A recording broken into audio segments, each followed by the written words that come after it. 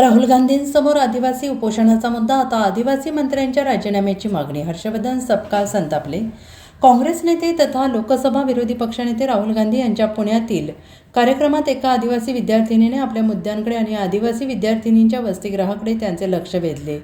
त्यानंतर राहुल गांधींनी मुख्यमंत्री देवेंद्र फडणवीस यांना पत्र लिहून दुर्गम भागातील गावखेड्यातून आलेले विद्यार्थी दान मागत नाहीत, ते त्यांचे अधिकार मागत आहेत. तुम्ही त्यांना व्यक्तिगतरित्या भेटून त्यांच्या समस्या तात्काळ सोडवाल अशी अपेक्षा व्यक्त केली होती. आता काँग्रेस प्रदेश अध्यक्ष हर्षवर्धन सपकाळ यांनी नाशिकमधील आदिवासी विद्यार्थ्यांच्या उपोषणाला भेट देत आदिवासी मंत्र्यांच्या राजीनाम्याची मागणी केली आहे. नाशिकमधील आदिवासी आंदोलकांची काँग्रेस प्रदेश अध्यक्ष हर्षवर्धन सपकाळ यांनी भेट घेतली.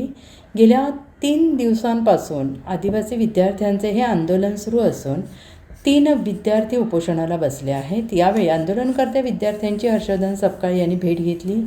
विद्यार्थ्यांच्या प्रश्नांवर आवाज उठवण्याचं आश्वासन त्यांनी यावेळी उपोषणकर्त्यांना दिलं. गडचिरोली आश्रमशाळेत सर्पदंशाने मृत्यू झालेल्या विद्यार्थ्यांना न्याय मिळावा, सेंट्रल किचन योजना बंद करावी, आदिवासी विद्यार्थ्यांना सोयीसुविधा द्याव्यात यासह विविध मागण्यांसाठी उपोषण केलं जात आहे. आंदोलकांच्या मागण्यांबाबत हर्षवर्धन सपकाळांनी राज्य सरकारवर निशाणा साधला आहे. सर्पदंशाने मृत्यू झालेल्या विद्यार्थ्यांच्या नातेवाईकांना 1 कोटी रुपये मदत मिळावी, 5 ऑगस्ट 2026 रोजीचा सुधारित जी.आर रद्द करावा अशी आंदोलकांची मागणी आहे. आदिवासींच्या आंदोलनाला राहुल गांधींनी याआधीच पाठिंबा दिला आहे. एक विद्यार्थिनी राहुल गांधी यांना भेटली. ते अख्ख्या जगाने बघितले. 2 वर्षात 584 विद्यार्थ्यांचा मृत्यू झाला आहे. आदिवासी विभागात गलथान कारभार सुरू आहे. याला जबाबदार असणारे आदिवासी मंत्री अशोक उईके यांनी राजीनामा दिला पाहिजे अशी मागणी हर्षवर्धन सपकाळ यांनी केली आहे. तसेच याविषयी स्वतंत्र कॅबिनेट घेतली पाहिजे ही आमची भूमिका आहे असंही सपकाळ यांनी म्हटलं आहे. संपूर्ण महाराष्ट्रामध्ये आदिवासी विद्यार्थ्यांचे आंदोलन सुरू आहे. त्यांच्या मागण्या अत्यंत रास्त आहेत. सरकारने त्या संदर्भात तातडीने निर्णय घेणं आवश्यक आहे आणि यासोबतच गत 2 वर्षामध्ये आदिवासी वसतिगृहांमध्ये राहणाऱ्या 584 विद्यार्थी आणि विद्यार्थ्यांचे मृत्यू झालेले आहेत. ही अत्यंत गंभीर बाब आहे. मोठ्या प्रमाणावर भ्रष्टाचार होत आहे. सुविधांच्या अनुषंगाने भ्रष्टाचार होत आहे.